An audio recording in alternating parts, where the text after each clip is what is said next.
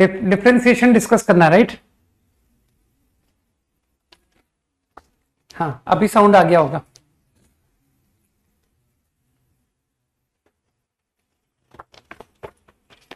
अब एक्सरसाइज याद दिलाओ, क्योंकि मुझे है ना काफी गैप हो गया ना, अब याद ही नहीं आ रहा है। एक्सरसाइज 2 आई थिंक फिनिश हो चुका है, राइट? और जेईई मेंस भी फिनिश हो चुका है ना? हाँ, जेईई मेंस भी हो चुका है। ठीक, exercise 5 we have to do. कितने करने? 1 to 10। Fine. Question number 1 to 5, any doubt? Third का बी, थर्ड का B and 5, okay.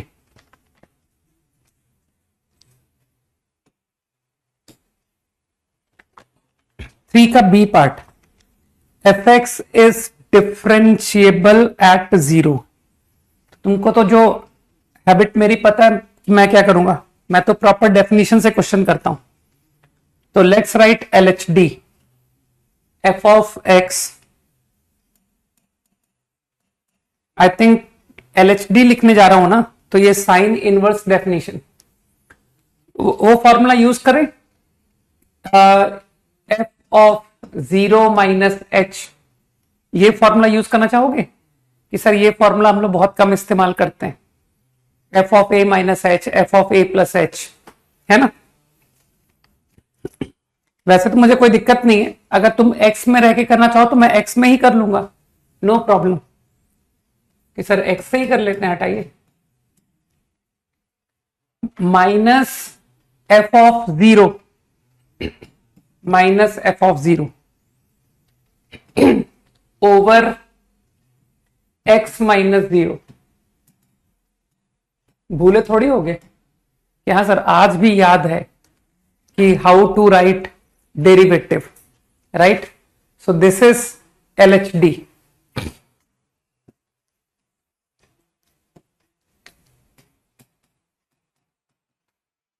Now limit solve करते वक्त तुमको मेरी आदत अच्छे से पता है कि अब आप सबसे पहले चेक करोगे कि ये है क्या। Denominator 0, numerator b sine inverse c by 2 minus half आ रहा है, तो तुम समझ गए कि सर इसे 0 होना पड़ेगा, ठीक? क्योंकि इफ नॉट 0, अगर ये 0 नहीं हुआ तो लिमिट एग्जिस्ट नहीं करेगी, नॉन 0 अपॉन 0, सही? तो अब एक काम करूं, ये जो हाफ है इसको मैं b sine inverse c by 2 लिखवा दूं।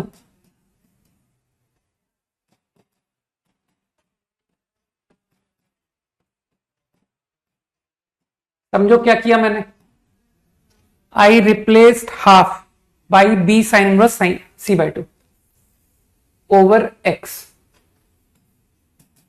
अब तुम्हारे तो कंसेप्ट बहुत स्ट्रांग हो चुके हैं, तो तुम अब मुझे फट से बोलोगे कि सर ये sine inverse X by 2 C by 2 minus C by 2, नीचे भी यही लिख लेते हैं, एक्स बाई 2। तो कोई बात नहीं, इंटू 2 बैलेंस कर दिया। तो क्या ये पूरी यूनिट को पहचान गए? F x minus f a upon x minus a. सोचो सोचो, f x minus f a upon x minus a and your x tends to a. X को 0 करने से ये सी बाई 2 आ रहा है, तो क्या पहचान गया कि सर इसे हम लोग एफ डैश ए बोला करते हैं, राइट? तो बी बाई 2 इंटू, अब तो तुम लोग डिफरेंशिएशन पढ़ चुके हो, अब तुमको साइन इनवर्स का डेरिवेटिव फॉर्मूला आता है। तो साइन इनवर्स का derivative at what? At C by 2। अरे ये ए है भाई, एक्स ए है ना, तो वैल्यू एट सी बाई 2। तो साइन का डेरिवेटिव क्या होता है? 1 upon 1 minus X square under root, and X is C by 2। तो मेरे ख्याल से कई लोगों को बात समझ आई कि this is what your left hand derivative is. चाहो तो सिंप्लीफाई करके you can write like this कि सर ये आ गया। अब तक ठीक।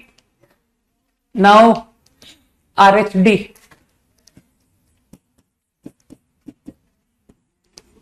Fourth chapter we are doing over limits, है ना।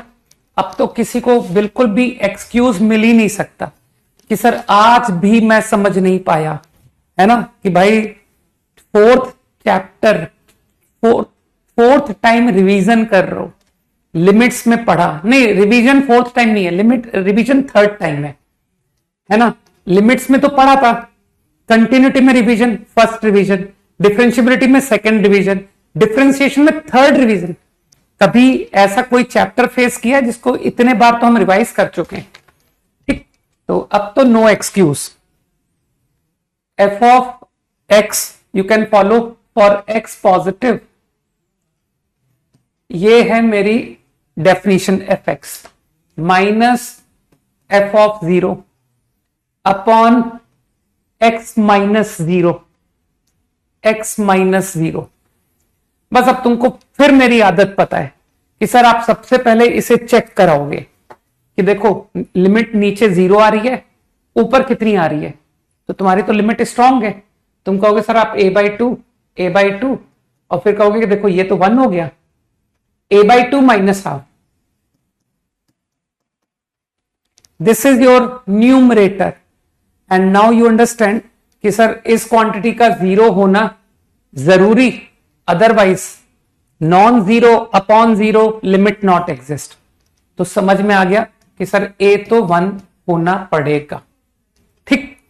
अब चलो भाई इस नोटेशन का तो मतलब खत्म हुआ। e की पावर x/2 माइनस 1, भूल जाओ इस a/2 को, ठीक। I take LCM minus x/2, अरे वो एलसीएम ले लिया यार, अपॉन एक्स स्क्वायर। 100% सबको आ गया कि यार ये क्या कर दिया, ठीक। अब तो कई लोग जानते हैं कि सर सब तो रट गया है, we are exceptionally good in limits, है ना। एक होता है गुड और एक होता है एक्सेप्शनली गुड, है ना। तो we come under exceptionally good category, right. कि सब रटा पड़ा है। हाफ 1/4, आंसर इज 1/8, खत्म। तो for function to be differentiable, ए तो मैं निकाल ही चुका हूं, ये दोनों को इक्वल करा दो, get the answer. p upon under root is 1/8, done. Match कर जाएगा आंसर। नेक्स्ट क्वेश्चन कौन सा पूछा है मुझसे? Up to 5 any other?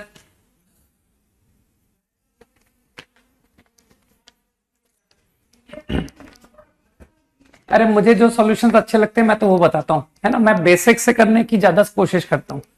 कौन अननेसेसरी एक बार 0 पर वैल्यू इक्वेट कराए, फिर एक बार डिफरेंशिएट करे और x को 0 पुट करा के बराबर करवाए, है ना। ये सब आइडिया तो तुम जानते ही हो, जिसपे तुमको पता है कि you actually do not use the idea of derivability of f, you actually use the idea of continuity of f dash. कि सर अगर f डैश कंटिन्यूअस ना होता तो ये मेथड फेल हो जाता। जानते हो ना इस बात को। 4 का C एंड D, 4 का A तो तुम कर लो यार, है ना। डिफरेंशिएशन के इतने इजी क्वेश्चन थोड़ी बताऊंगा मैं। कॉपीड।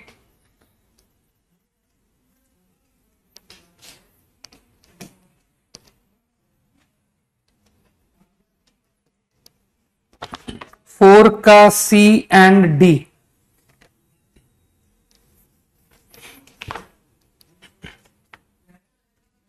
ठीक है। अच्छा क्वेश्चन है।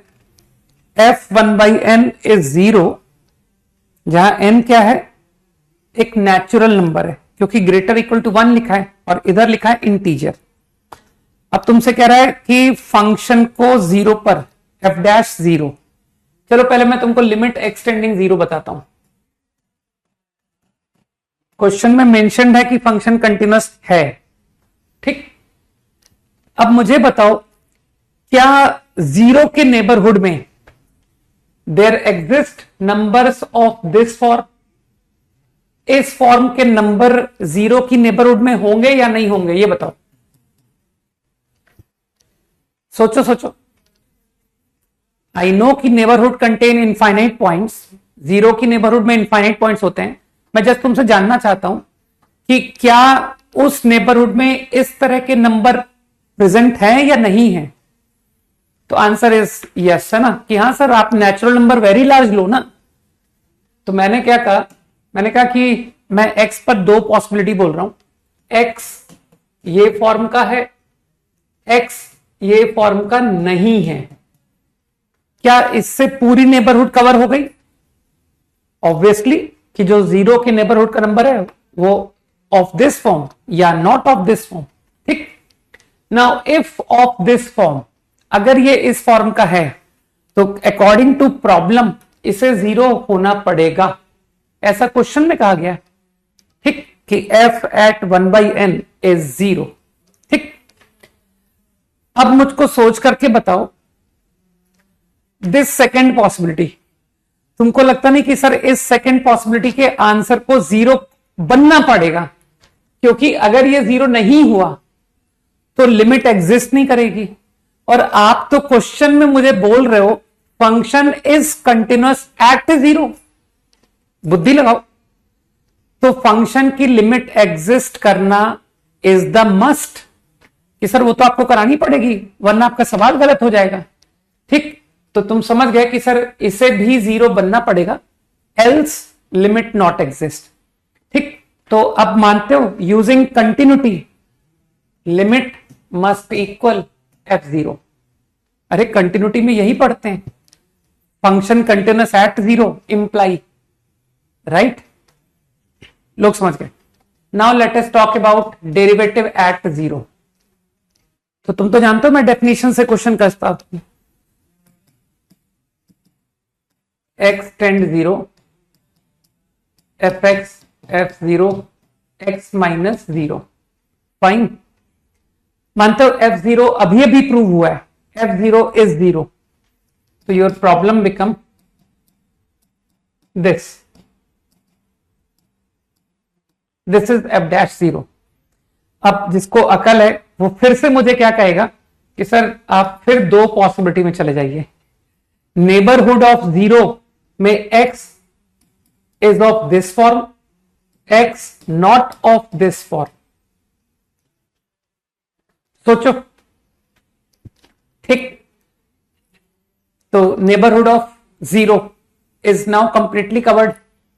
Now as soon as you say कि x इज लाइक दिस, कि सर x 1/n फॉर्म का नंबर है, where n is a natural number tending infinity, तो तुम समझ गए कि sir according to your definition f 1/n 0, इस क्वांटिटी को 0 बनना पड़ेगा। तो ये 0 upon x limit x tend 0, तो तुम समझ गए कि सर ये तो 0 आ गया है ना, सही। और अब तुम स्मार्ट हो, कहोगे कि f'0 is equal to this, ठीक। तो ये जो सेकंड पॉसिबिलिटी है इसका भी आंसर 0 बनना पड़ेगा, नहीं तो आपका क्वेश्चन का इंफॉर्मेशन रॉन्ग हो जाएगा। आपने क्वेश्चन में कहा है function is a differentiable function, got it. अरे मैंने LHT RHT दोनों एक साथ कवर किए हुए हैं, ठीक है। मैंने LHT RHT 1 by 1 थोड़ी किए हैं, both neighbourhoods I have covered together.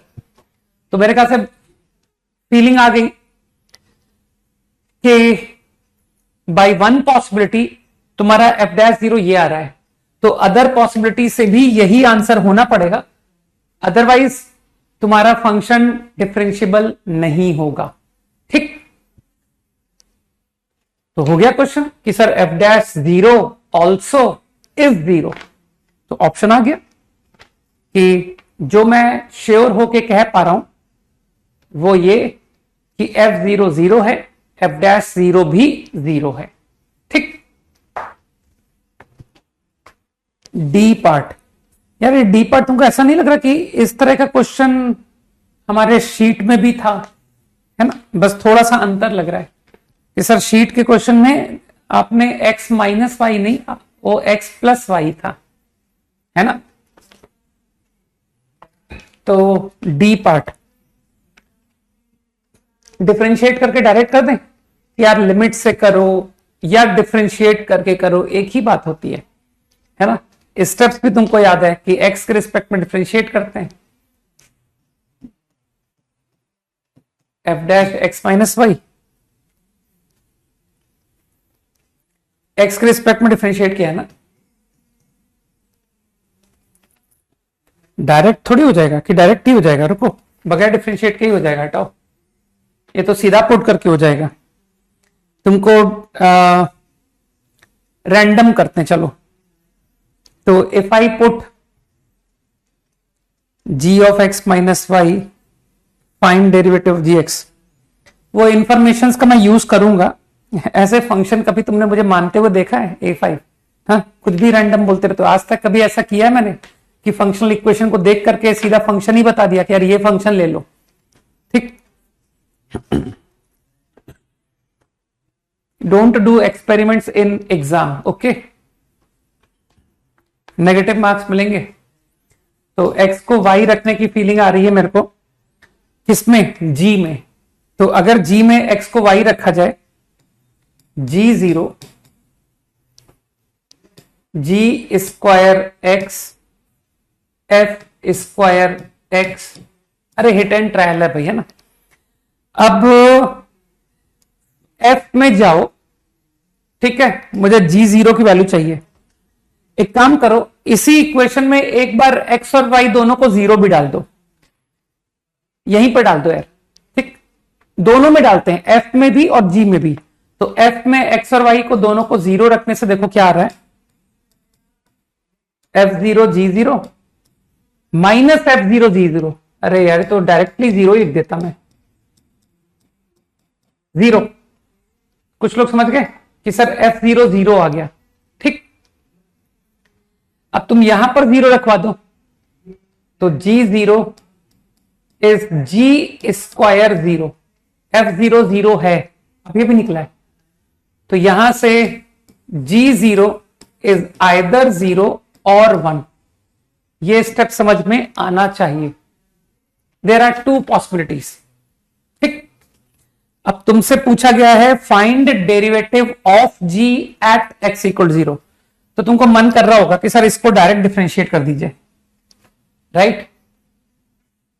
2gx g dash x 2fx f dash x is 0, ठीक? अब तुम फील कर रहे हो कि x को 0 इफ आई पुट, तो f0 तो 0 है, ठीक? और बस तुमको इतना दिखाना है कि ये 0 तो ठीक है, लेकिन इसे 0, इसे एग्जिस्ट भी आपको दिखाना पड़ेगा। सर आप ये भी तो प्रूव करो कि ये एक एग्जिस्टिंग नंबर है। अरे f डैश 0 एग्जिस्ट, अगर ये नंबर नॉट डिफाइंड है तो क्या तुम 0 को एक नॉट डिफाइंड क्वांटिटी से मल्टीप्लाई करके 0 बोल दोगे? सोचो, दिमाग पे जोर दो, मैं क्या कहना चाहता हूं। तो तुमको ये बात प्रूव करनी पड़ेगी कि जो f डैश 0 है वो एग्जिस्ट है, तो exist into 0 is 0।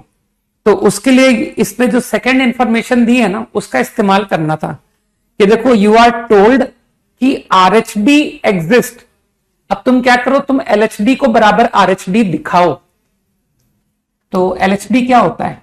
f minus H minus f0 upon minus H, this is LHD, सही?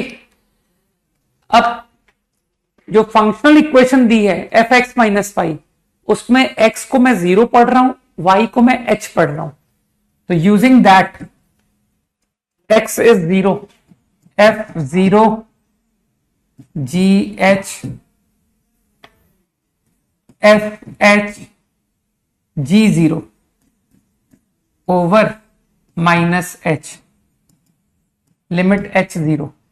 Now I think f0 zero आ चुका है ना, F0 ये रहा, F0 इज 0, तो ये टर्म तो खत्म हो गई। और G0 दो केस करके दिखा देता हूं सर, एक बार G0 को 0, एक बार G0 को 1। तो अभी मैं G0 को 1 वाला केस करके दिखा रहा हूं, ठीक है। अगर G0 1 है तो इफ G0 इज 1 तो देख लो क्या आ गया, ये तो FH अपॉन H आ गया। तो क्या तुमको समझ में आया कि सर ये तो RHD के फॉर्मूले से मैच कर गया, f of h minus F of 0 which is 0 upon h minus 0। तो फील कर पा रहे हो कि मैंने LHD को बराबर RHD दिखा दिया, और आपने क्वेश्चन में कहा था कि RHD एग्जिस्ट, तो क्या मैंने प्रूव कर दिया कि F'0 एग्जिस्ट, ठीक है। तो you are getting my point. तो अब इसके थ्रू कहां चला गया, प्रूव हो गया कि नाउ यू पुट x को 0, तो G0 को तुमने 1 कहा था ना कि सर G0 इज 1, तो देख लो G'0 is what, 1 into G'0 plus 0 is 0। तो आई प्रूव्ड G'0 इज 0, ठीक। अब अगर कोई कहता है कि सर वो G0 0 वाला केस, तो यार वो ज्यादा आसान है, मालूम है। अगर तुम G0 को 0 लेते हो, मान लो, तो इन दैट केस क्वेश्चन में कुछ दम ही नहीं बचा। Sir go to this equation, G2x F2x बराबर 0, तो तुम समझ रहे हो दो स्क्वायर क्वांटिटीज का सम 0, तो दोनों को परमानेंटली 0 होना पड़ेगा। सर Gx 0 आ गया, Fx भी 0 आ गया।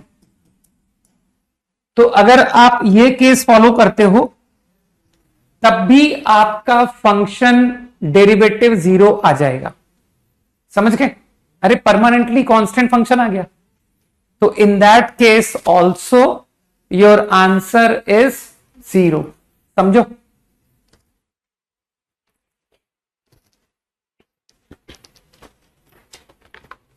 Up to 5 done. 10 6 to 10, अब तो इजी क्वेश्चन है ना।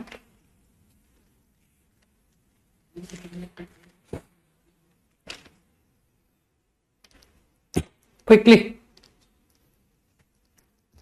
7 का A, ओके।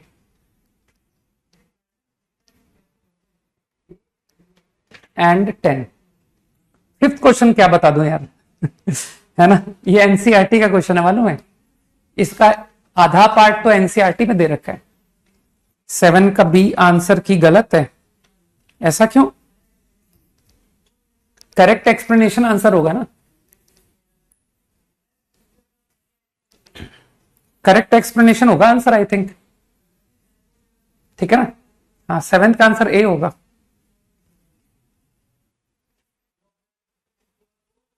बी का आंसर ए, ठीक है ना, यही होगा।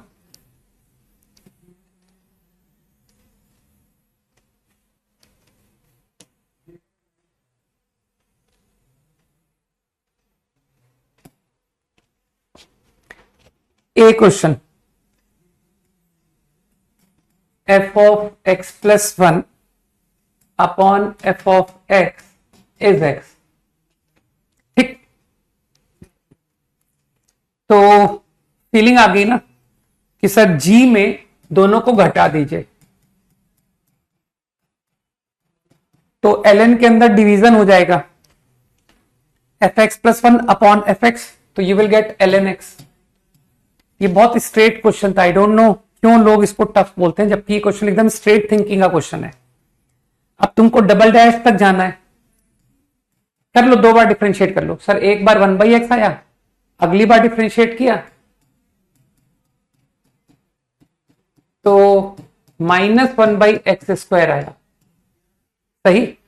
अब तुमको लगता नहीं, इसे देख के क्लियर फीलिंग आ रही है कि x plus N minus X लिखा हुआ है, x प्लस एन, बाद में x को हाफ पुट कर देंगे, तो तुमको सीरीज की फीलिंग नहीं आ रही कि सर x प्लस 1 x का रिलेशन है, आपको x प्लस एन और x का रिलेशन चाहिए।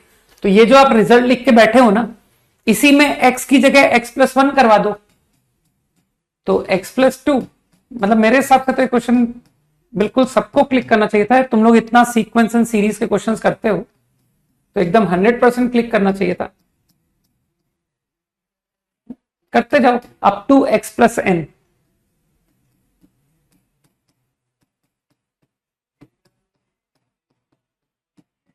बस x को x+1 x+2 पुट करता चला गया, है ना, till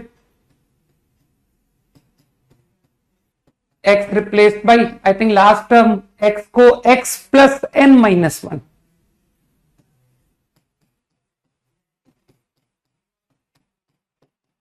in this result x replaced by x+n-1। बस जोड़ दो तो you are left with this and this, बाकी सब गया। था ना easy question.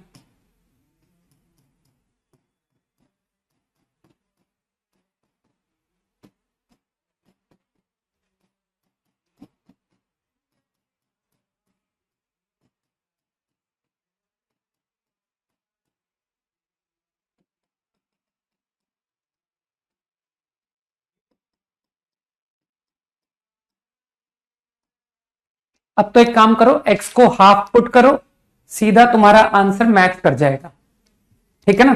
Put x equal to half, done. Next is 9। 9 में क्या है? अरे 9 में वो तुमको क्या बुद्धू बना के चला गया, है ना, कि सर फंक्शन इन्वर्टिबल ही नहीं है। तुम एक्चुअली शायद क्लास में रेगुलर नहीं होगे, क्योंकि ये क्वेश्चन हमारी फंक्शंस की शीट में भी था, है ना। तो जो लोग क्लास में रेगुलर हैं वो जानते हैं कि सर ये सवाल हम पहले भी देख चुके हैं, ठीक।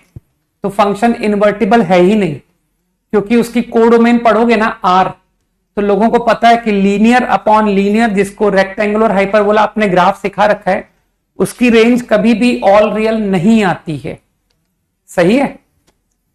तो ये तो इन्वर्टिबल ही नहीं है, तो इसके पहला ऑप्शन तुरंत टिक हो गया, बाकी सब गलत हो गए कि सर वो तो एफ इनवर्स एग्जिस्ट मान के ऑप्शन लिखे हुए हैं, तो they are all useless. 8th question तो बहुत टफ है, ऐसे क्वेश्चंस मैं बता ही नहीं पाता, ठीक। जो एक्सट्रीमली डिफिकल्ट है डोंट आस्क, ठीक। जो बहुत टफ है तुम नहीं पूछ सकते, राइट। अप टू 10 ओवर, ठीक है ना। मतलब कितनी मतलब बेकार बात है कि इनवर्स का क्वेश्चन का डेरिवेटिव इनवर्स है ना, जबकि इनवर्स में मुझे सिर्फ एक ही चीज आती है, तब भी डाउट पूछ रहे हैं कि सर एक तो आपको इनवर्स में कुछ आता जाता है नहीं, आप बस एक दो कंसेप्ट पकड़ के बैठे हुए, और तब भी हम सवाल नहीं कर पाते। 10th क्वेश्चन तो तुमको इनवर्स ट्रिग्नोमेट्री अच्छी सिखाई होगी ना, जिसने पढ़ाई है। क्या सर बहुत अच्छी सिखाई थी। वो ट्रायंगल वगैरह की तुम आदत नहीं है क्या, कि tan इनवर्स को मन में पढ़ा एंगल कुछ फाई, फिर तुमको 10th क्लास में नहीं सिखाया गया कि वो जो फाई एंगल है tan इनवर्स। ऐसे क्वेश्चन तो इनवर्स मैंने बहुत किए हैं। tan inverse to be some phi, तो tan phi is equal to, sir ये सब देखिए, इस तरह की मैनिपुलेशन हमको 10th में कराई जाती थी। tan phi will be this, तो using Pythagoras theorem, this square plus this square cos square plus sine square, पता नहीं मैं सही कर रहा हूं कि नहीं। तो कॉस स्क्वायर होता है 1 minus 2 sine square, 1 minus 2 sine square plus sine square, है ना, तो बन गया 1 माइनस साइन स्क्वायर। तो आ गया कॉस स्क्वायर का अंडर रूट, तो मॉड कॉस थीटा, ठीक, मॉड कॉस थीटा।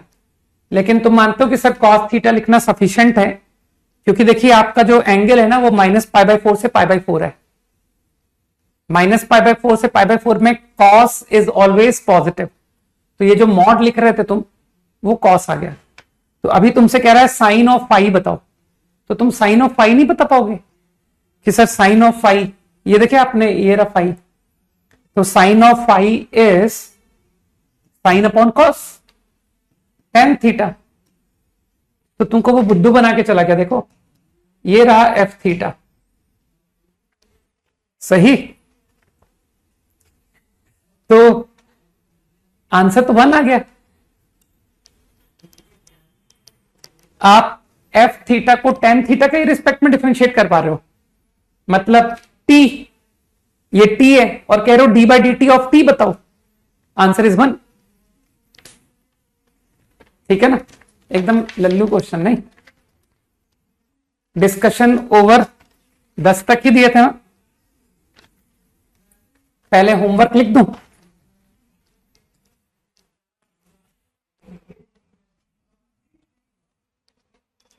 कल का होमवर्क, ये डिफरेंशिएशन की 5 खत्म करते हैं वरना मैं भूल जाऊंगा, है ना, फिर वो कभी परमानेंट लॉस्ट हो जाएगी। Exercise 5 remaining. ठीक,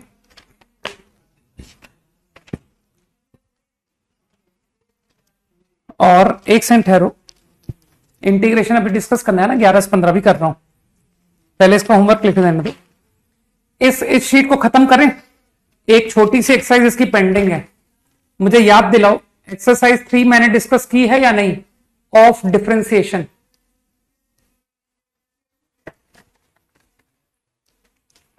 कल जो है ना क्लास, वो 3 PM to 45, और इसमें एक इंटरेस्टिंग बात बताता हूं, इसमें मैं थ्योरी पढ़ाऊंगा, ठीक है, ओनली थ्योरी, नो होमवर्क। ठीक, एक्सरसाइज डिस्कस हो चुकी है, गुड। तो इसका मतलब डिफरेंशिएशन इज ओवर नाउ, है ना।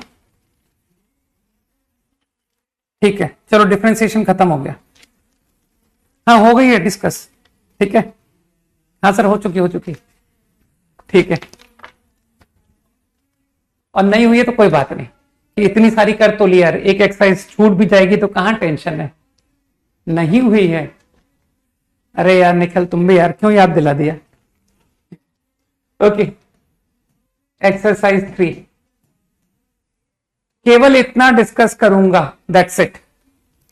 ठीक, तो अपना डिफरेंशिएशन इज ओवर। ठीक, तो by Thursday we will end. अरे पढ़ाऊंगा यार, कैसी बात कर रहा है, इतना इंपॉर्टेंट चैप्टर चल रहा है, एप्लीकेशन और डेरिवेटिव। लव इंटीग्रेशन के 5 सवाल झटपट से पूछो, क्योंकि आज भी मुझे पढ़ाना है, ठीक, वरना अननेसेसरी लेट तक वेट रुकना पड़ेगा। Any doubt? 11 से 15 indefinite integration exercise 1, 11 to 15, any doubt quickly?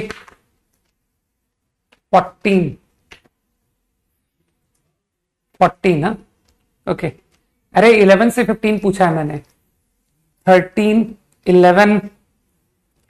देखो 11 तो मैं ओरल करूंगा, ठीक है।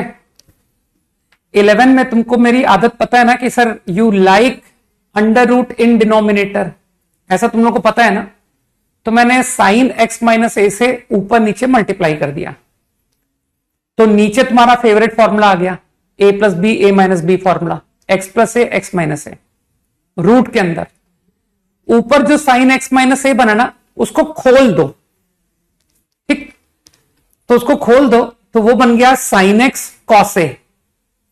तो अब जैसे ही ये साइन एक्स डीएक्स दिखाई दिया, सही है ना, तो मानते हैं जो साइन एक्स डीएक्स है, अब तुम कहोगे सर अब हमारा कर्तव्य बनता है कि जो नीचे अंडर रूट है ना, उसे कॉस एक्स में लाया जाए। तो आई एम श्योर कि तुम बोलोगे कि सर अंडर रूट टर्म बनेगी cos square a minus cos square x. कुछ लोग समझ गए कि sir sine square x minus sine square a के बजाय आप कह रहे हो cos square a minus cos square x. कई लोग समझ गए। अब अगली टर्म पे आओ, minus sine a cos x, sine a cos x, गलत तो नहीं बोल रहा हूं। तो अब जो इंटीग्रल को कॉस एक्स डीएक्स बना, अब तुम कहोगे सर अब नीचे साइन एक्स लाना पड़ेगा, तो sine square x minus sine square a. तो कई लोग समझ गए कि सर एक का आंसर तो साइन इनवर्स हो गया, और इसका answer ln x plus formula है ना, ln x plus formula. Question number 13, 13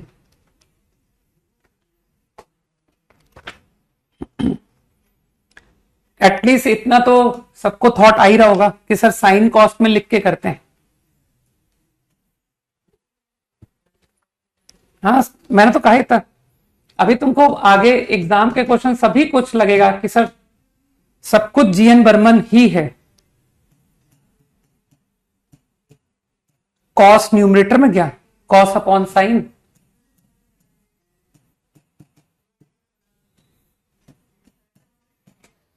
अब जिसका दिमाग थोड़ा काम करेगा वो कहेगा सर इसको लिख दीजिए 1 माइनस साइन स्क्वायर, तो 1 प्लस साइन एक्स। अरे कुछ तो कम हुआ नीचे से।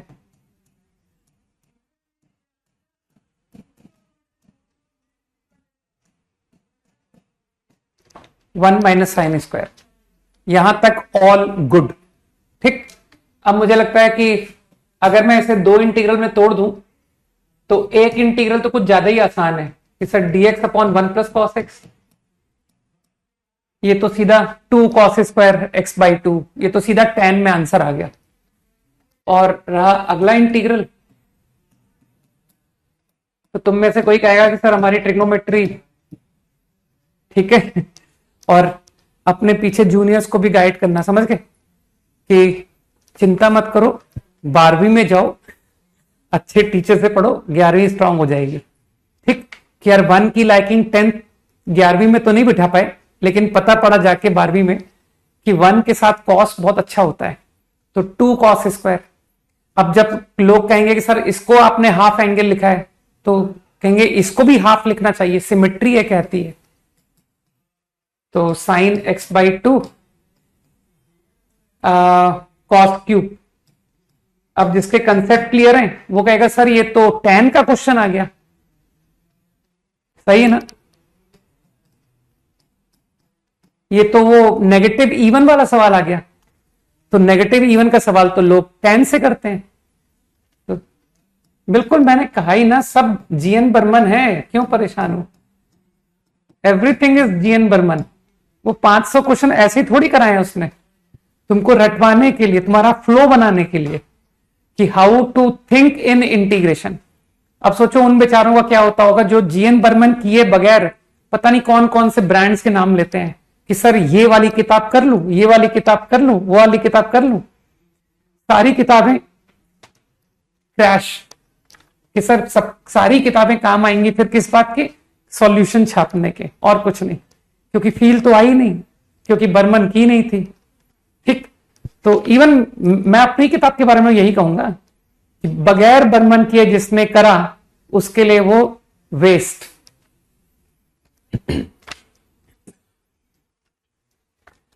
Okay, any other up to 15 खत्म करो यार, हो गए बहुत हो गए। ठीक, 12 नहीं बताऊंगा, ज्यादा टफ सवाल मत पूछो मुझसे। ठीक, 14 में इंटू 1 करके थोड़ा कैलकुलेशन ज्यादा डिफिकल्ट हो जाती है इंटू 1 से जो लोग करेंगे। ठीक, क्योंकि मुझे पता है कि तुम में से कई लोग कहेंगे कि सर इंटू 1 की फीलिंग आ रही है। ठीक,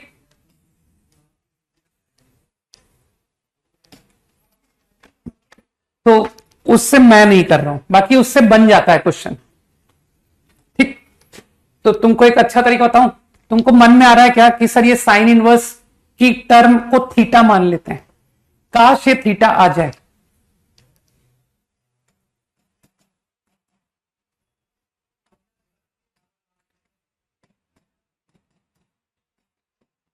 तो तुमको दो अच्छी अप्रोच बताता हूं। एक, डायरेक्टली इसको थीटा लेके फाइंड एक्स कि एक्स क्या आ रहा है। ठीक, इस पूरे को थीटा लेके, और तुम्हारे में से कुछ लोग जो थोड़ा अच्छा सोचते हैं वो कहेंगे सर यहां से हिंट आया a plus a tan square theta, तो go for x a tan square theta. अरे वो 1 प्लस की फीलिंग आई, तो मानते हो ये 1 प्लस tan स्क्वायर मतलब सेक स्क्वायर, और ऊपर क्या है, ऊपर tan स्क्वायर है, तो tan square upon sec square. मानते हो सर वी आर लकी, ये तो साइन थीटा डायरेक्ट आ गया। सोचो सोचो, तो संभव है कि तुम्हारे में से कोई डायरेक्ट इस स्टेप पर डायरेक्ट पहुंच जाए कि सर मेरे को 1 प्लस की फीलिंग आ रही है, 1+x² की फीलिंग है ना। अरे रूट हटाना है ना यार, तो इसलिए इस क्वांटिटी को कुछ स्क्वायर ही तो बनाने की कोशिश करोगे। तो if I directly recognise this substitution, तो देख लो प्रॉब्लम में क्या बचा, sine inverse of sine theta which is theta and your dx 2a tan theta sec square theta, a common. अब तो तुम लोग सब समझदार हो कि सर सीधा बाई पार्ट से प्रॉब्लम खत्म कीजिए, है ना। अब अपनी अपनी विश है कि कौन क्या करता है। मैं तो इसको sec10 इंटू सेक पढ़ रहा हूं कि सर sec10 इंटू सेक पढ़िए और इसका डेरिवेटिव sec स्क्वायर बाई 2 बता दीजिए। तो वो 2 कट गया, theta minus integral theta sec square, a पूरे में कॉमन, कहना सर खत्म हो गया क्वेश्चन, डन।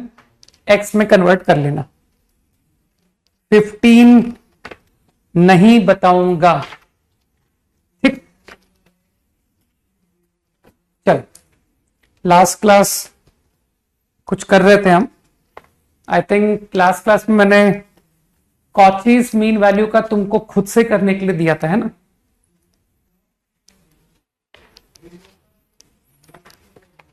रिमेंबर,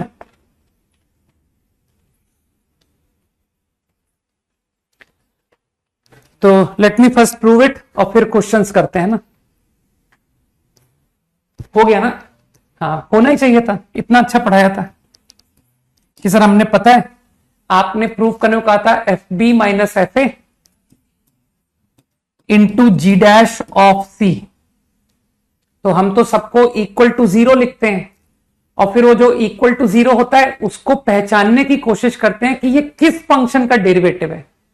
तो तुम्हारे में से कई लोगों ने पहचान भी लिया कि सर ये है वो फंक्शन, दिस माइनस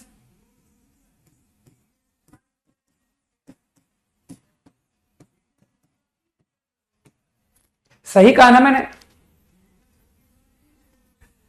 कि equal to 0 and whatever 0 that is derivative of function and what is the function, this is that function। इसको डिफरेंशिएट करेंगे, c रखेंगे तो you will get that। तो let's call it h continuous true, है ना। हाँ sir h continuous, क्योंकि आपने g भी कंटिन्यूस बोला है, f भी कंटिन्यूस है, ये तो बेचारे कॉन्स्टेंट्स हैं, ठीक। डिफरेंशिएबल, हाँ सर वो भी ट्रू, आपने g डिफरेंशिएबल बोला है, आपने f भी डिफरेंशिएबल बोला है, that also true. Now third condition, h b बराबर एच ए, है ना। तो तुम लोग जानते हो मैं तो 0, है ना, आई लाइक 0 टू मच। अरे -1 से तो अच्छा है, कई जगह तो -2 आते हैं, तो 0 is better, always better. Let's go for h b minus h a, ठीक। If you don't have idea then go for 0, if you have idea then go for positive, okay. लेकिन आइडिया अगर कम है ना तो go for 0।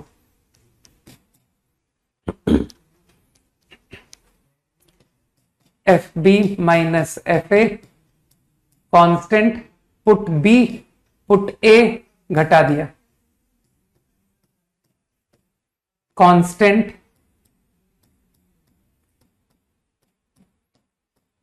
F b minus f a. मेरे ख्याल से हो गया प्रूफ। रोल्स का क्राइटेरिया कंप्लीटली ट्रू, सही, कि h b minus h a is 0। तो लोग समझ गए कि सर प्रॉब्लम इज ओवर, कि there exist a c in open interval such that h dash c is 0, right.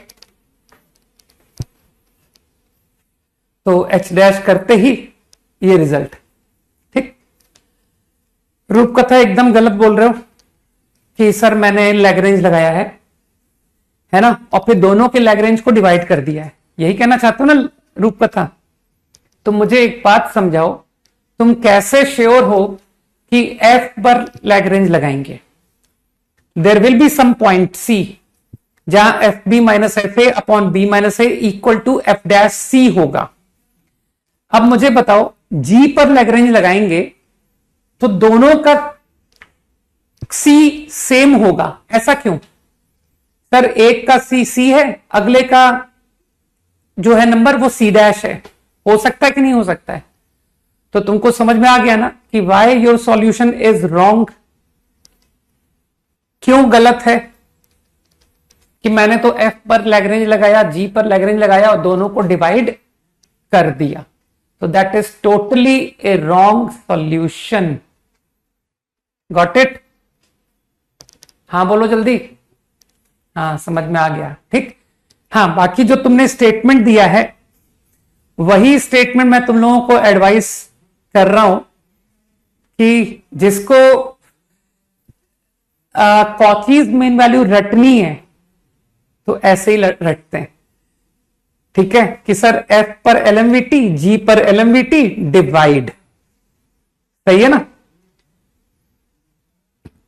तो वो रटने का तरीका है, ठीक। और तुम देखो कि मैंने कुछ भी कंट्रोवर्शियल नहीं लिखा। अब जैसे तुम कह रहे हो कि सर डिवाइड का तो ये रिजल्ट आपको लिखवाना चाहिए कि सर ये लिखिए, लेकिन आपने ये नहीं लिखवाया, तो तुम समझ रहे हो मैंने स्टेटमेंट को इंटेलिजेंटली ये नहीं लिखवाया। कारण क्योंकि अगर आपने ये लिखा तो फिर मुझे और भी बहुत सारी कंडीशन बोलनी पड़ जाएगी कि जीबी माइनस जीए 0 नहीं होना चाहिए, जी डैश सी 0 नहीं होना चाहिए। समझ पा रहे हो बात को? तो उतनी भयानक कंडीशंस कि सर एक तो रिजल्ट, उसके साथ में कुछ और एजम्पशंस भी लिखो कि योर डिनोमिनेटर इज नॉट 0। तो इसलिए रटा तो मैंने ऐसे, याद करने का तरीका तो मेरा यही है, लेकिन फिर मैंने क्या किया, मैंने वो डिनोमिनेटर को अवॉइड करवा दिया कि यार कुछ ऐसा लिखते हैं जिसमें डिनोमिनेटर आए ना, ताकि मेरी लिमिटेशंस ही ना हो। समझ पा रहे हो बात को? तो now you remember generalised mean value theorem, ठीक, कि हां अब रटने में आसान है। ये क्या होगा? ओके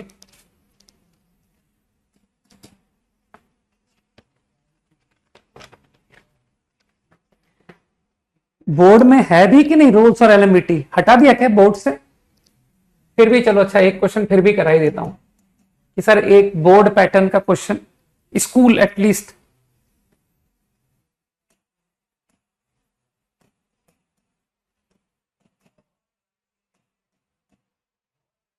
है ना, वो तुमको रोल्स थ्योरम वेरीफाई करवाते हैं।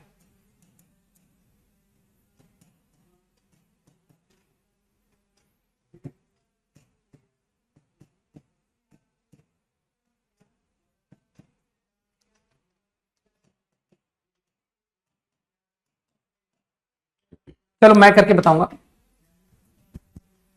हाँ आई थिंक हटा दिया, मुझे भी जितना ध्यान है, ठीक है ना। ये बात ऑलमोस्ट 2 साल हो चुके हैं इस बात को हुए, ठीक है ना, कि वो कुछ चेंजेस आए थे बोर्ड एग्जाम में, ठीक, आई थिंक 2021 ईयर में, ठीक, जहां पर उन्होंने सारे काम के जो कंसेप्ट थे उसको रिमूव कर दिया और कहा कि सीधा जाके मेंस और एडवांस में फेस करना, ठीक है।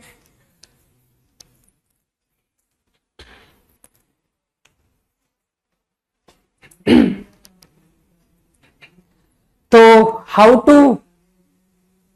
Verify theorem?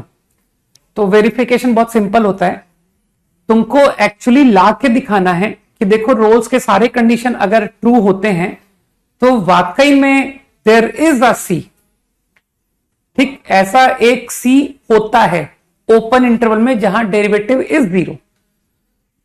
तो तुम फर्स्ट पॉइंट्स तो फटाफट लिख डालो कि सर सारे पॉइंट ट्रू हैं, कंटिन्यूअस ट्रू है ना, no doubt, polynomial exponential continuous, differentiable ये भी ट्रू है, सही, f0 f-3 कहना ये भी ट्रू है, पुट करके निकाल दो 0 आ रहा है, सही। अब वेरीफाई कराता हूं कि देखो सारी बातें जब सही होती है ना तो ओपन इंटरवल में कम से कम सी, एक सी एग्जिस्ट करता है, तो निकाल के दिखा दो what is that C.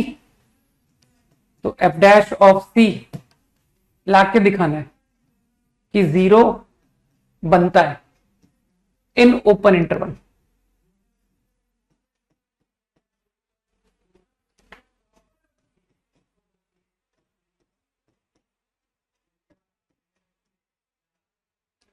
if I do 0,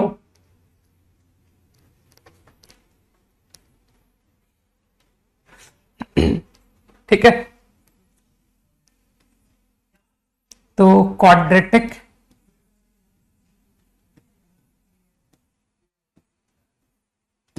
यार, क्वाड्रेटिक सॉल्व तुम करो ना यार।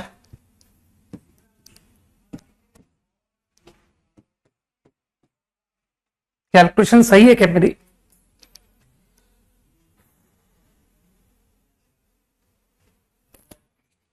सही है ना? बढ़िया, बढ़िया किया RSJ। तो C plus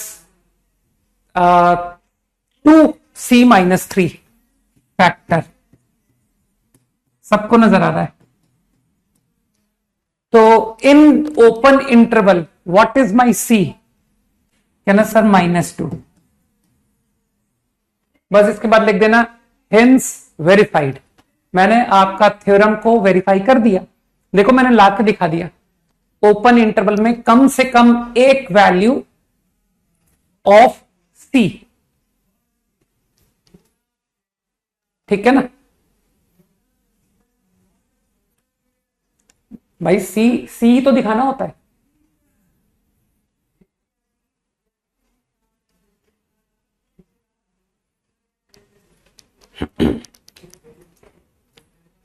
done, quickly. So this is what do we mean by verification.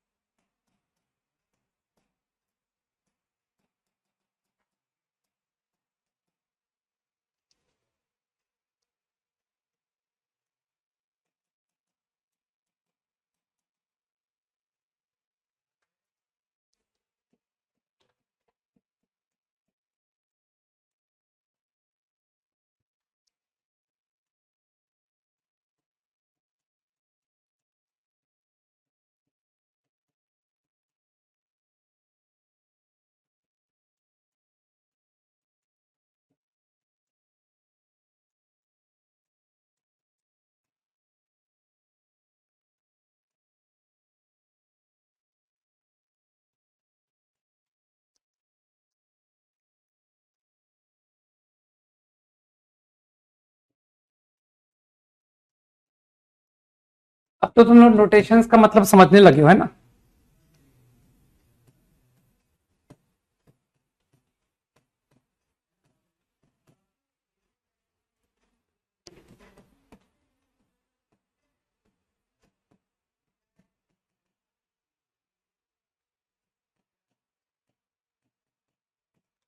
Quickly जल्दी कॉपी करो, 15 सेकेंड्स।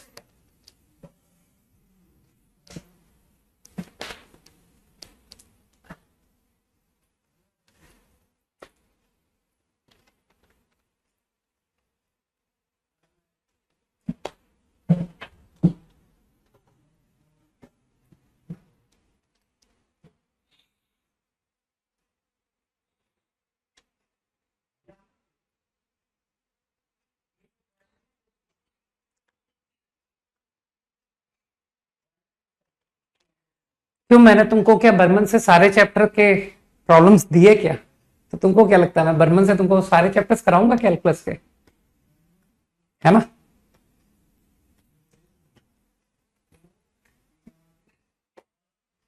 जितना भी कर रहे हैं दैट इज गुड, ठीक।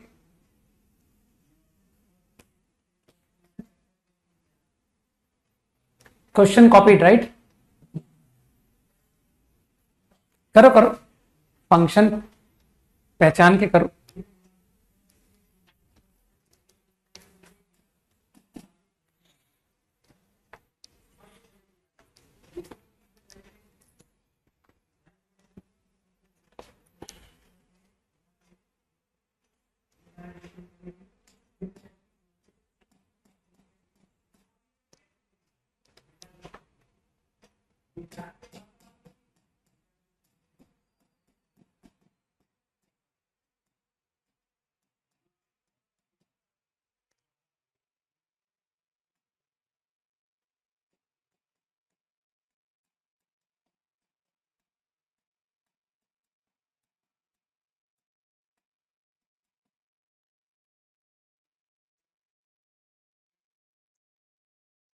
सही है आदित्य।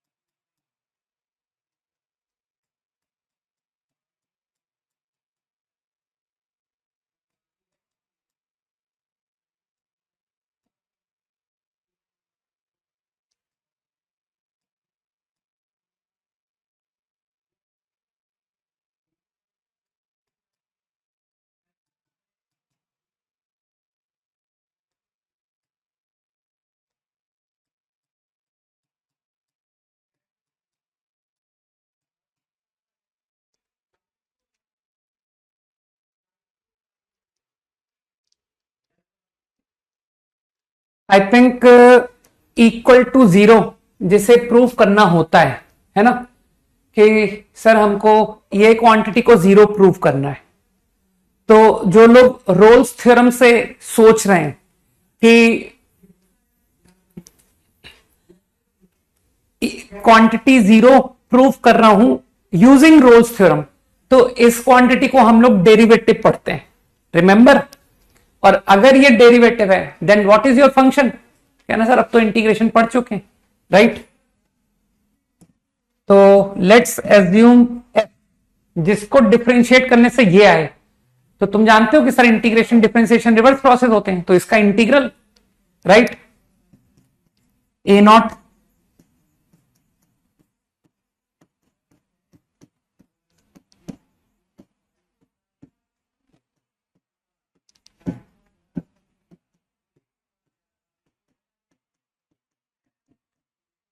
अब इसमें कंफ्यूज कोई मत होना कि सर आपने सी क्यों नहीं लगाया, जिसको मन करे लगा ले कि सर मैं एक प्लस बी या प्लस सी, जो तुम्हारा को मन करता हो, कि सर मैंने तो फंक्शन प्लस सी भी लिखा था, लिख लो। Now I guess continuity true, अरे पॉलिनोमियल है बेचारा, differentiability is also true, polynomial है। F0 क्या ना सर F0 जीरो आ रहा है, F1 क्या ना, देखिए आपने F1 ही तो दिया है, ये क्या लिखा हुआ है, ये F1 ही तो है, सोचो सोचो, इसका मतलब है रोल्स थ्योरम का सारा क्राइटेरिया मीट कर रहा है। So by Rolle's theorem there will be a C such that dash of C is 0, और मानते हो डैश ऑफ C ही तो ये लिखा है। तो आइडिया समझ रहे हो। तो रोल्स थ्योरम एक तरह से इसे कहते हैं ना, तुमको एक माइंड में थॉट कि सर मन में आया कि देखें कहीं रोल्स से हो तो नहीं रहा है, और तुमने ट्राई किया और क्राइटेरिया सारे सेटिस्फाई हो गए, तो इसका मतलब है your problem is done using Rolle's theorem. ठीक, तो ऐसा थोड़ी कि सर हर सवाल रोल्स से हो जाएगा, ऐसा मैंने बिल्कुल नहीं कहा। ये तो जस्ट एक आइडिया है कि क्वेश्चन को देखने से हिंट आता है कि एक बार इस सवाल में रोल्स ट्राई करके देखें, है ना, और हाँ वाकई में सवाल तो रोल्स से होगा, हो गया, डन, कॉपीड।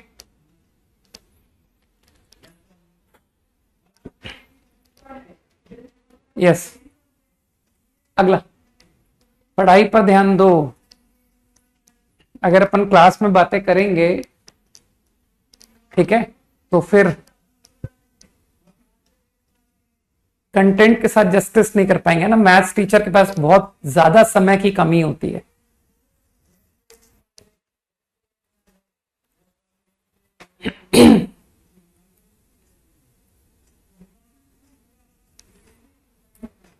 कैसी बात कर रहा है? सी की वैल्यू कहां से तुम निकालो, एक n डिग्री का पॉलिनोमियल तुम सॉल्व करो, चलो ठीक है ना लक्ष्य?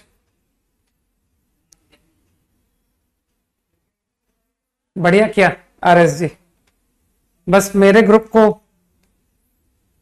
अपने भाई के मोबाइल पे रखवा देना है ना, और कहना कोई मैसेज आया करे सर का तो बता दिया करो, क्योंकि कभी कभी कुछ क्लास से रिलेटेड डाल देता हूं ना उसमें कि टेस्ट डिस्कस होगा या क्या ना, तो इस तरह के मैसेज कभी कभी ग्रुप में डाल देता हूं।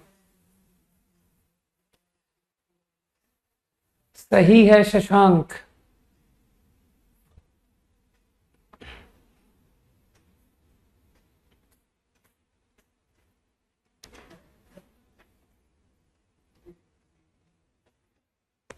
अब जो स्टेटमेंट तुमने लिखा है उसकी मदद से ये प्रॉब्लम हो गया है ना?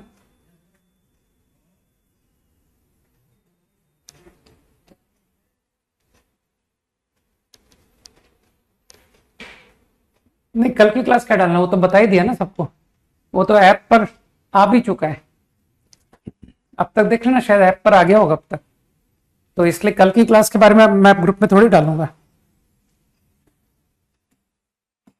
3 to 3:45 PM लोगों को मालूम है।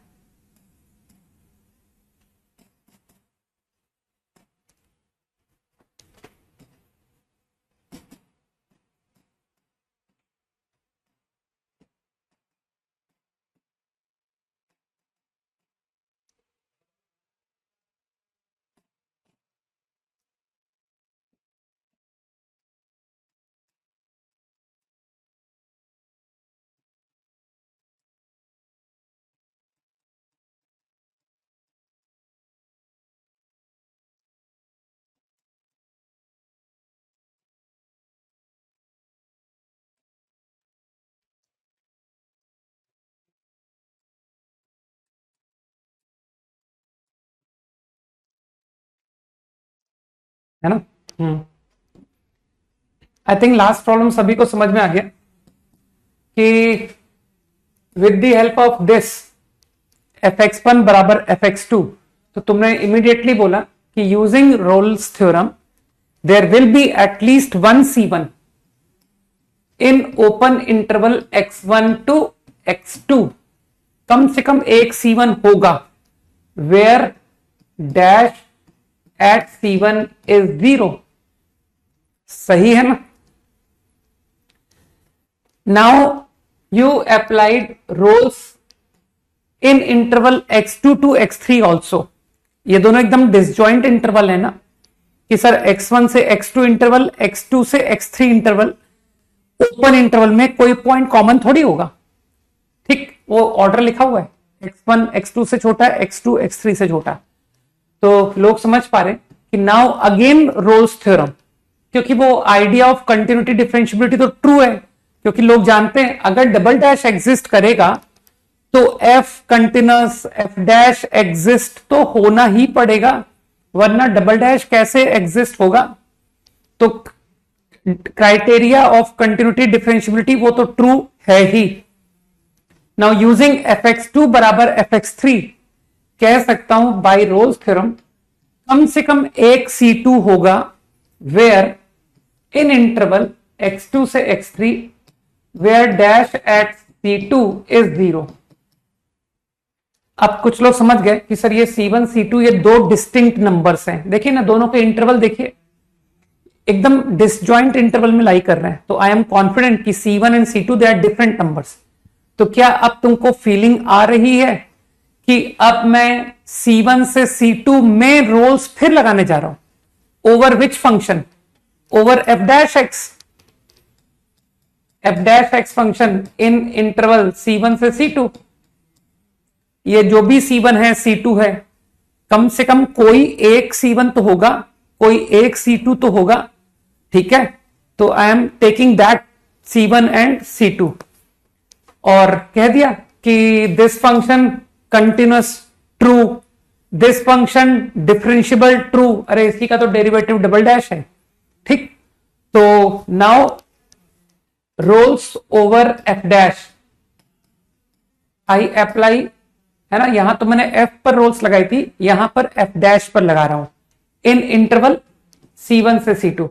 तो मैं कह सकता हूं अरे एफ डैश C1 और एफ डैश C2 बराबर है भाई, दोनों जीरो।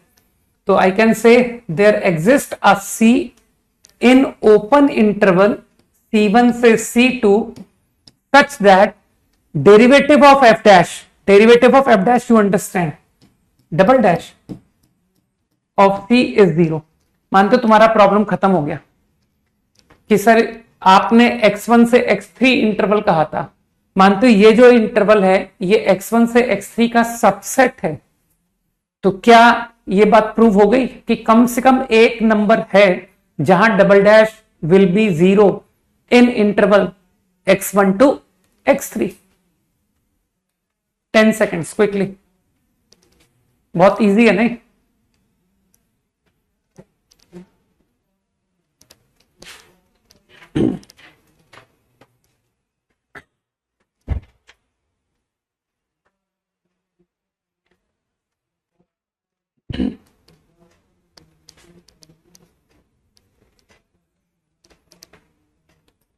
नेक्स्ट,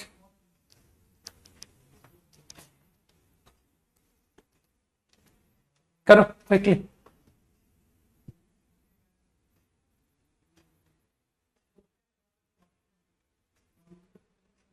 करो करो, सवाल करो, अपने आप आइडिया आएंगे।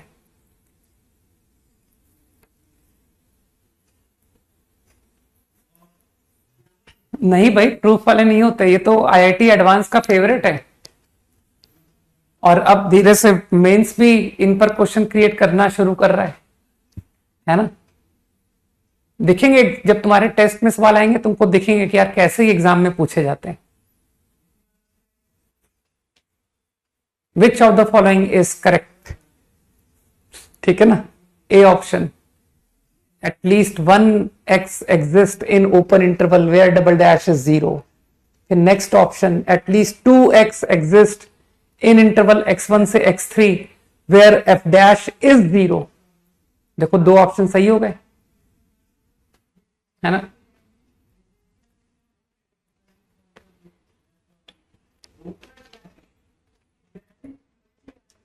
कॉपीड करो, ट्राई करो।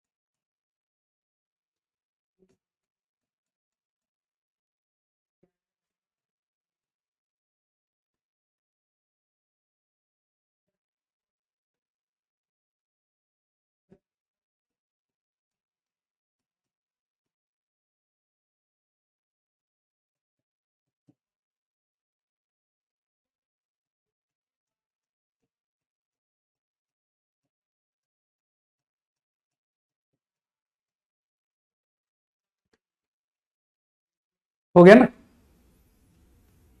सही।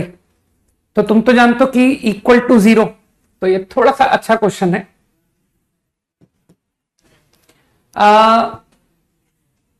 इसके दो रूट, तो मैंने थोड़ी सी चतुराई की एक्चुअली, थोड़ी सी ध्यान से देखना मैं क्या कर रहा हूं।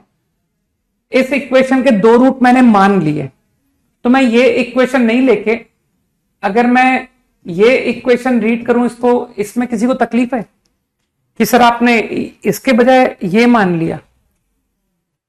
ठीक, मेरे ख्याल से तुमको तकलीफ नहीं होनी चाहिए। तो let's say this is 0 eight 2 points x1 x2। मैंने ऐसा माना है, ठीक है। आई एज्यूम कि this equation has roots x1 x2। अब तुमको प्रूव क्या करना है? तुमको प्रूव करना है कि बिटवीन x1 x2 इसमें किसी को बिगर रूट मान लो ना, कि सर x1 स्मॉलर है देन x2। ठीक, तुमको प्रूव करना है कि इन ओपन इंटरवल x1 से x2 कम से कम एक नंबर होगा where this equation also will get root. ठीक, ऐसा प्रूव करना है। तो तुम तो समझदार हो, तुम कहोगे sir function, let's take function to be this.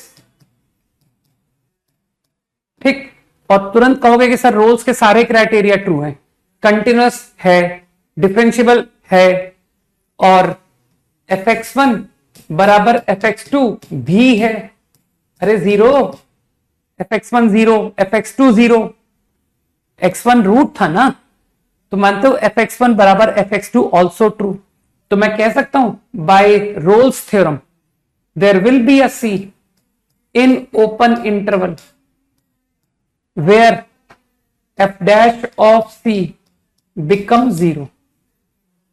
सही, तो f डैश ऑफ c अगर तुम करते हो तो माइनस ऑफ e की power minus c plus sign of c is 0। तो मेरे ख्याल से देखो तुम्हारा रिजल्ट प्रूव हो गया। डन, सही। अब इसमें कुछ लोगों को तकलीफ इस बात को लेके है कि सर आपने इस पूरे को फंक्शन क्यों नहीं डायरेक्ट माना। ठीक, तो उनको बताता हूं कि क्यों नहीं माना, मैंने इसे फंक्शन क्यों नहीं माना, है ना, क्योंकि मैं उसे मानने में अटक गया था। ठीक, अभी देखना तुमको कारण दिखाई देगा कि सर उससे सवाल नहीं हो पा रहा है। मान लो किसी ने ये f माना, मान लो कि sir I assume this to be f, तो मुझे कोई तकलीफ नहीं है, रोल्स तो आप लगा लोगे कि सर रोल्स तो लगाओ क्योंकि सारे क्राइटेरिया ट्रू हैं, fx1 fx2 function continuous, function differentiable, criteria सब ट्रू है। लेकिन क्वेश्चन नहीं सॉल्व हुआ इससे, है ना। Why? Because when I differentiate तो see what happen, f dash of c comes out e की power c sine c plus cos c। ये आया यहां तक, ठीक। और मैंने इसे 0 भी बोल दिया, यहां तक सब कुछ परफेक्ट है, कुछ भी गलती नहीं है। लेकिन अब जैसे ही किसी ने तुम्हारे में से कहा कि सर ये क्वांटिटी 1 है, बस वही गलती है। ये तुमको किसने कहा कि ये 1 है? Who told you this is equals to 1? जल्दी बोलो कि सर ये तो एकदम सरासर गलत बात है ना। कुछ गलत किया मैंने, ये sorry, not this quantity is 1। एक सेकंड ठहरो, मैंने कुछ गड़बड़ कर दिया, शायद फंक्शन चूज करने में गलती कर दी। ये fx था, नॉट दिस, सॉरी। फंक्शन तो ये था ना, तो ऊपर से गलती हो गई है। cos x, ठीक। तो डिफरेंशिएट कितना आ गया?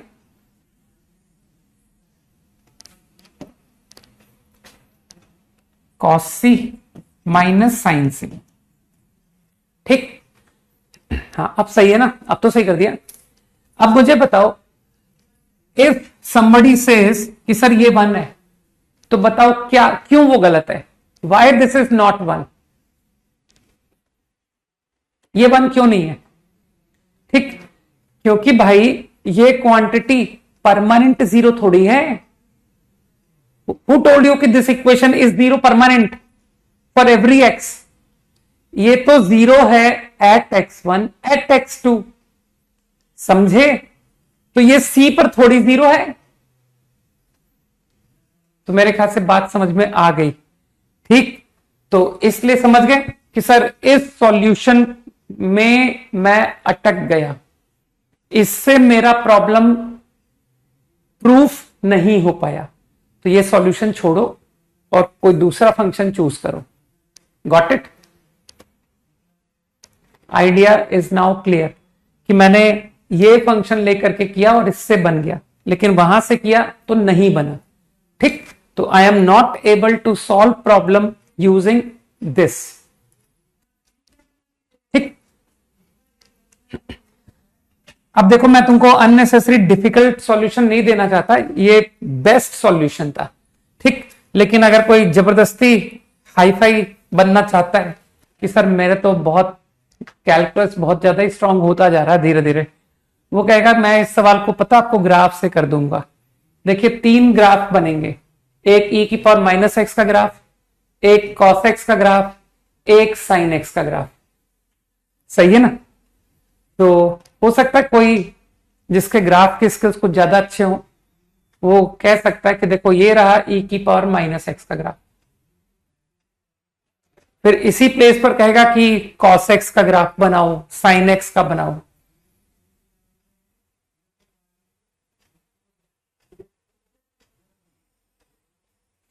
सही है? नेगेटिव में तो रूट है ही नहीं ना, कि सर नेगेटिव में तो cos के साथ कभी इंटरसेक्शन होना ही नहीं है। अरे ये बेचारा 1 के ऊपर जा चुका है भाई।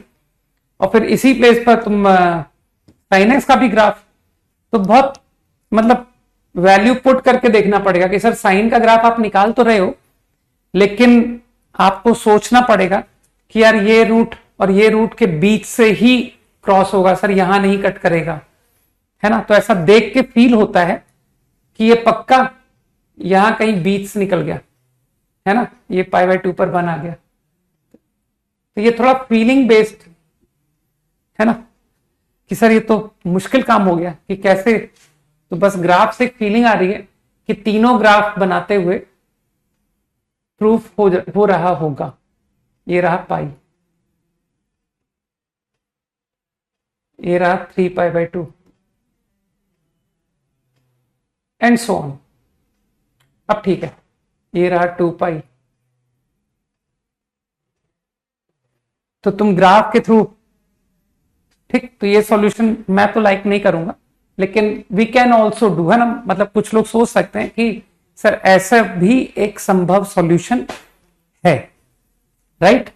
कि मैंने तो प्रॉब्लम को ग्राफ की मदद से बता दिया कि देखो ग्राफ में देखो, तुमको दिख रहा होगा कि जहां भी e की पावर माइनस एक्स और cos कट कर रहा है, उन 2 पॉइंट्स के बीच से sin x और e की पावर माइनस एक्स का इंटरसेक्शन है, ठीक?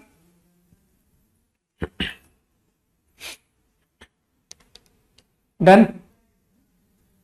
इस क्वेश्चन को तो तुमको कॉपी ही करना पड़ेगा, ठीक है? इसमें तो मुझे तुमको कुछ डिफरेंट ही बात बतानी पड़ेगी। इसको कॉपी करो। ये तुमने अब तक एटलीस्ट मैथ्स में नहीं सुना है, ठीक है? हो सकता है किसी और सब्जेक्ट में सुना हो, क्योंकि मैथ्स इज एवरीवेयर। नहीं कि सर मैथ्स हम लोग फिजिक्स में भी सुनते हैं, मैथ्स हम लोग केमिस्ट्री में भी सुनते हैं, ठीक?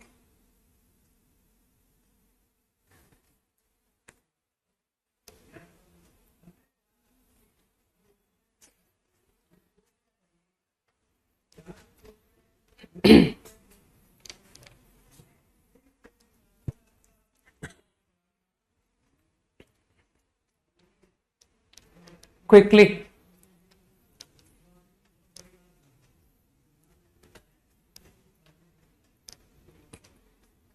अरे किसी भी मेथड से करो यार, ठीक है? ऐसा थोड़ी कि 2 सही मेथड लेकिन डिफरेंट, बस मेथड सही होना चाहिए। ओके, तो कंसेक्यूटिव का मतलब नेबर, कि अगर एक 2 रूट है और एक 5 है, between 2 and 5 there is no other root, तो वो जो 2 and 5 है ना, वो कंसेक्यूटिव रूट कहलाएंगे। समझ रहे हो? अभी हम लोगों ने डिफरेंशियल इक्वेशन नहीं पढ़ा है, स्टिल मैं तुमको एक टर्म से फैमिलियर करा रहा हूं क्योंकि ये बहुत ज्यादा इंपॉर्टेंट है। ठीक, तो कॉन्सेंट्रेट करना।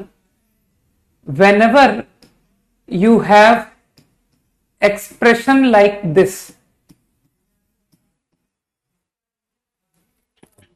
तुम इस एक्सप्रेशन पे कॉन्सेंट्रेट करो। मैं क्या दिखाना चाहता हूं, derivative and y, dy by d x and y, और y के साथ में कुछ x का फंक्शन हो सकता है। ठीक,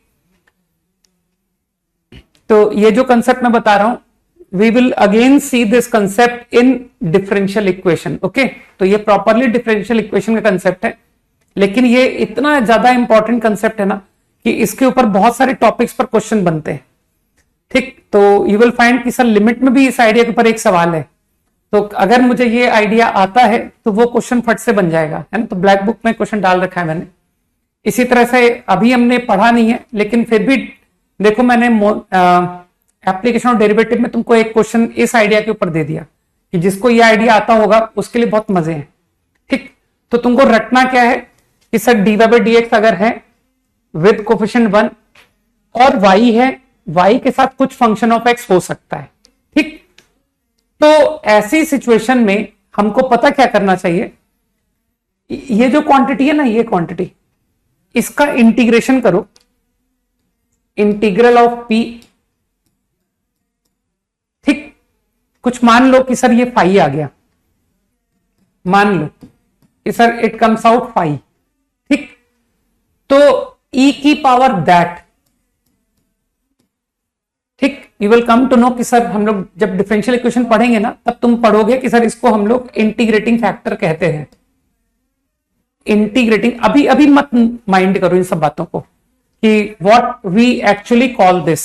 ठीक, हालांकि मैं लिख देता हूं, चलो, integrating factor.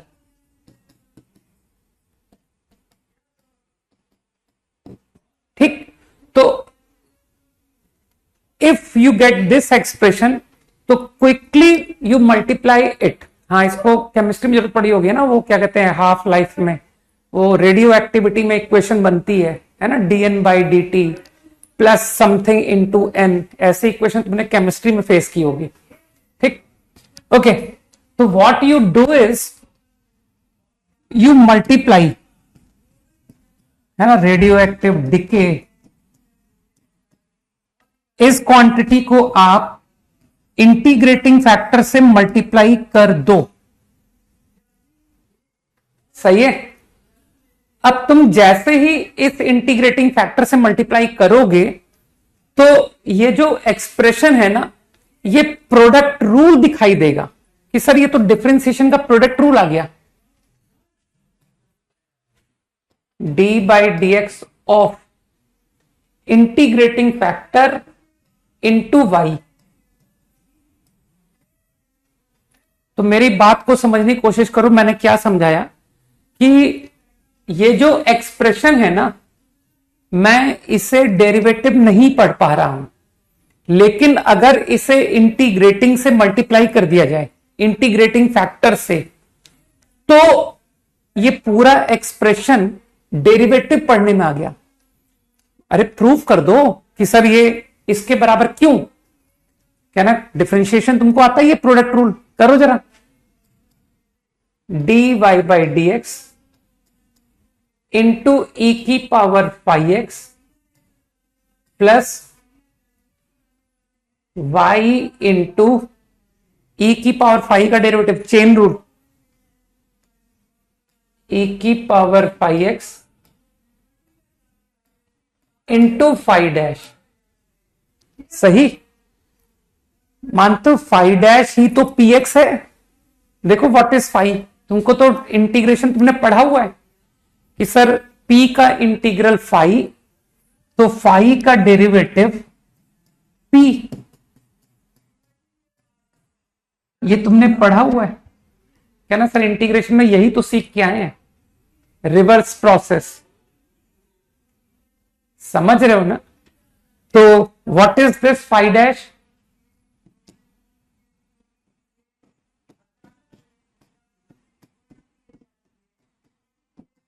y into e की power 5x into 5 dash which is px।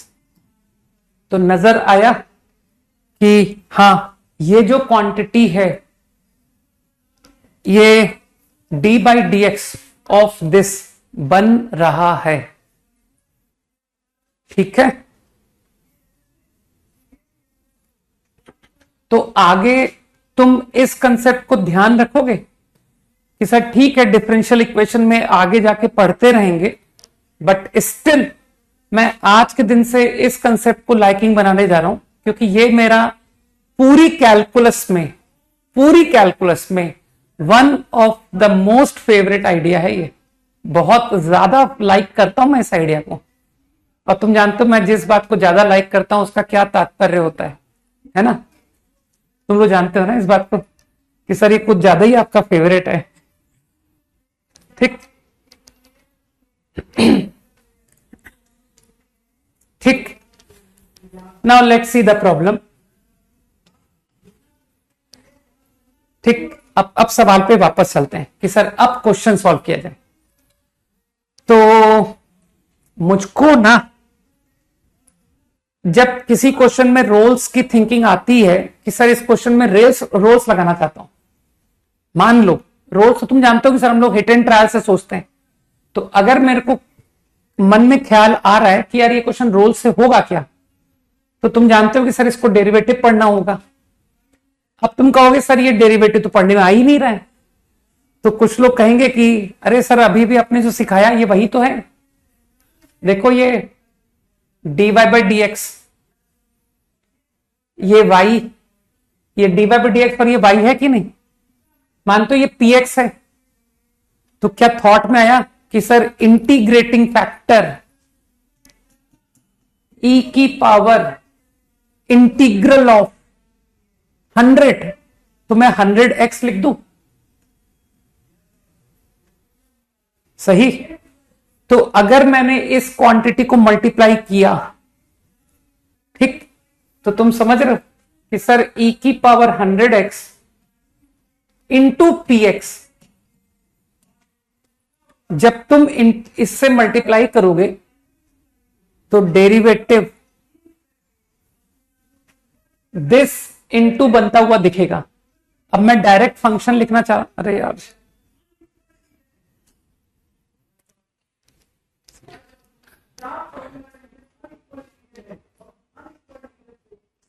अरे यार लोग बहुत मेहनत करके पढ़ाते हैं, इतना मेहनत करके नहीं पढ़ाना चाहिए। मतलब जो बच्चों को करना है वो टीचर कर रहा है यार।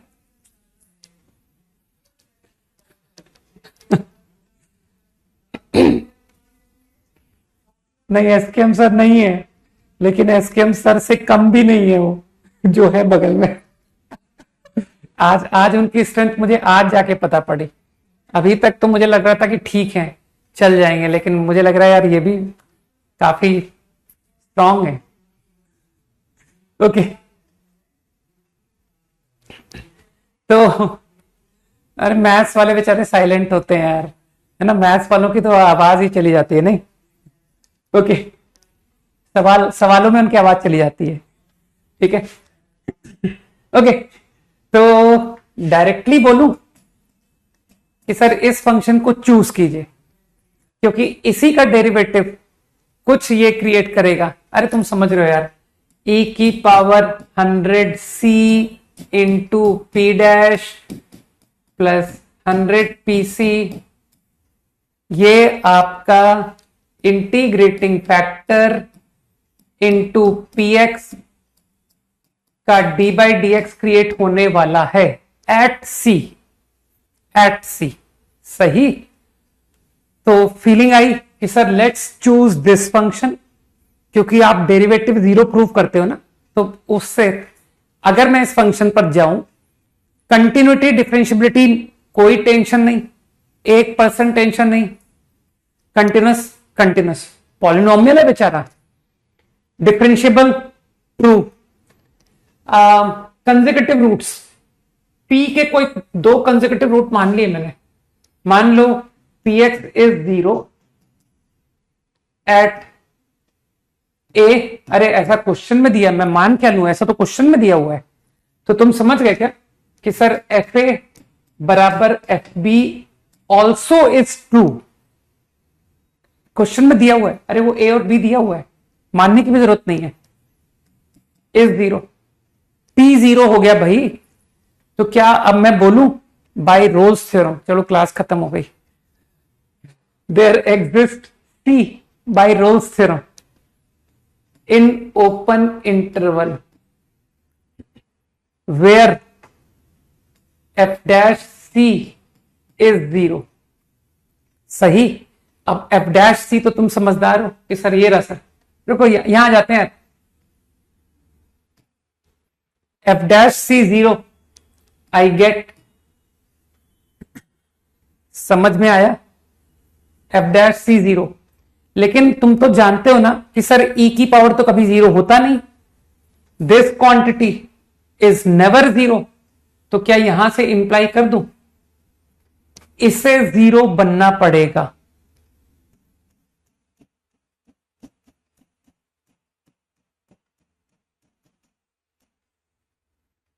डन, बिकॉज e की power 100c is never 0, so this must become 0।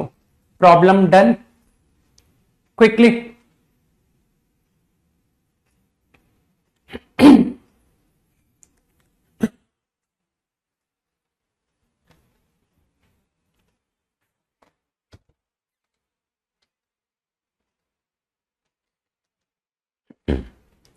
हो गया भाई। चलो इसी सवाल में एक छोटा सा वेरिएशन करता हूं, एक बहुत छोटा सा, राइट। तुम इस प्रॉब्लम की लैंग्वेज को मेंटेन करो, बस मैं तुमको प्रूफ दैट चेंज कर रहा हूं, है ना। अरे वाई नॉट मत बोला करो, जो भी तुमको थॉट आए यू एज्यूम इट। सवाल करने से पहले क्या है, पहले खुद से सवाल करना सीखो। तो फजान, जो भी तुमको डाउट आ रहा है कि सर मैं ये फंक्शन चूज करूंगा, है ना, तो यार फजान तुम तो पहले से ही सी मान के चल रहे हो। देखो 100 पीसी लिखा हुआ है और फिर 100 पीसी लिखा है और उसी पर डेरिवेटिव कर दोगे कि सर वो जो रोल्स का सी आएगा ना, वो वही सी है जो मैंने लिखा है यहां पर। तो तुम्हारा तो फंक्शन सिलेक्शन ही गड़बड़ है, नहीं। तो विथ सेम इंफॉर्मेशन मैं तुमको एक दूसरा प्रॉब्लम दे रहा हूं, है ना। Same, everything is same, you just have to prove there exist a c satisfying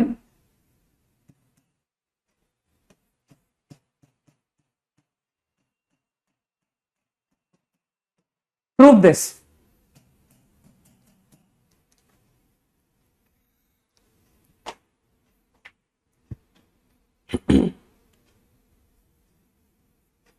करो।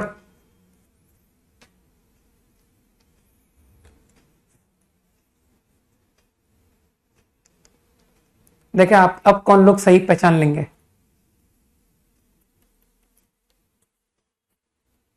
हाँ, अरे शीट के क्वेश्चन तो करने यार, मैच, ठीक है ना।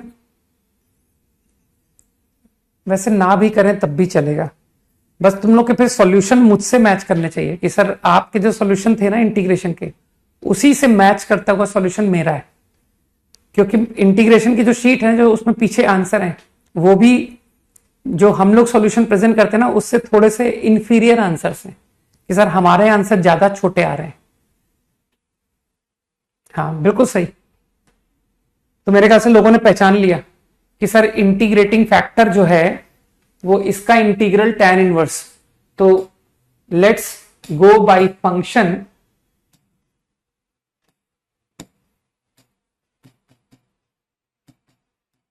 Into px। यही होगा फंक्शन जिसका डेरिवेटिव क्रिएट होगा। तो बस फिर से कह दो कि बाय रोल्स थ्योरम, है ना, there will be a c in open interval a b where f dash of c is 0, क्योंकि रोल्स के सारे क्राइटेरिया सेटिस्फाई हो रहे हैं, है ना। और तुम जानते हो ना tan इनवर्स x हमेशा कंटिन्यूस होता है। ये ज्ञान है तुमको कि सर माइनस इंफिनिटी से इंफिनिटी tan इनवर्स कंटिन्यूस भी होता है, डिफरेंशिएबल भी होता है। तो मुझे इस फंक्शन के बारे में कोई डाउट नहीं है, over continuity over differentiability, agree. तो now by Rolle's I differentiate and put, अब तुमको फिर से वही एक्सप्लेनेशन दे देना है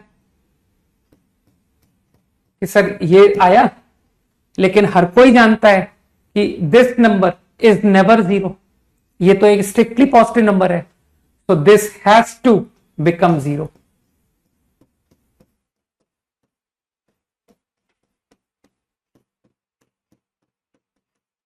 डन। तो आज के बाद इस आइडिया को थोड़ा पहचानना है ना कि सर कभी मेरे को f dash x plus f x into some function pi x दिखाई दिया, अरे ये dy बाई डी एक्स है यार, ये y है ना, तो मुझे एक बार ख्याल आएगा कि कहीं ये क्वेश्चन इंटीग्रेटिंग फैक्टर से तो नहीं बन जाएगा। Got it? ठीक है, तो कल के लिए नो होमवर्क, ओके, तो कल मिलते हैं, ठीक है, चलो बाय, जय हिंद।